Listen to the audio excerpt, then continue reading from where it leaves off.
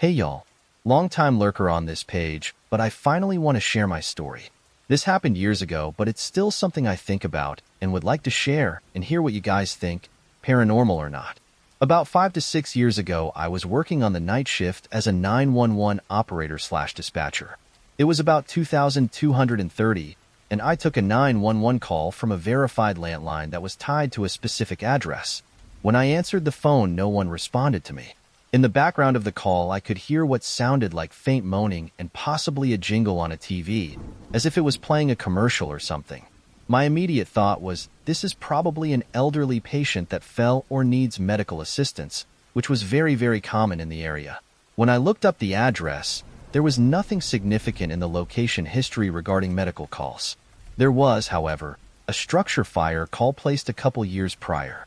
I didn't read the narrative on that fire call, so I assumed it was a small indoor fire, would still be coded as a structure fire, and the house still remained, since obviously someone was calling on a landline phone.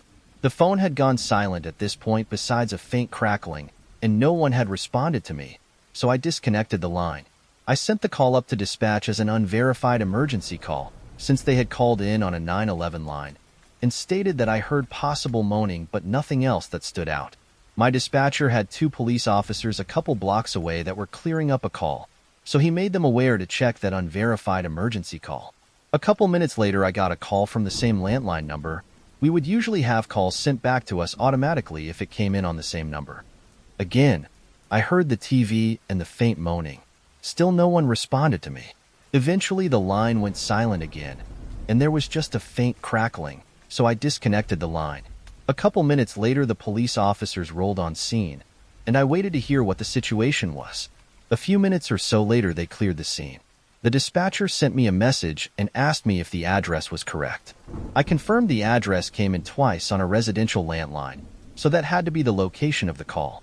My dispatcher then told me that the house burned down a couple years prior.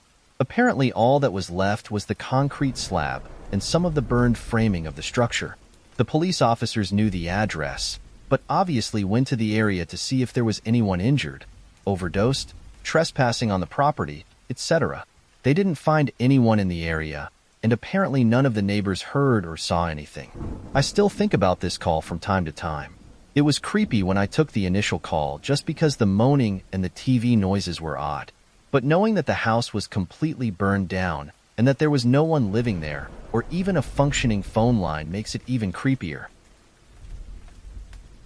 A few years ago, my mother died after a long battle with cancer. In her last few weeks, she was bedridden at home at one point and on heavy pain medication.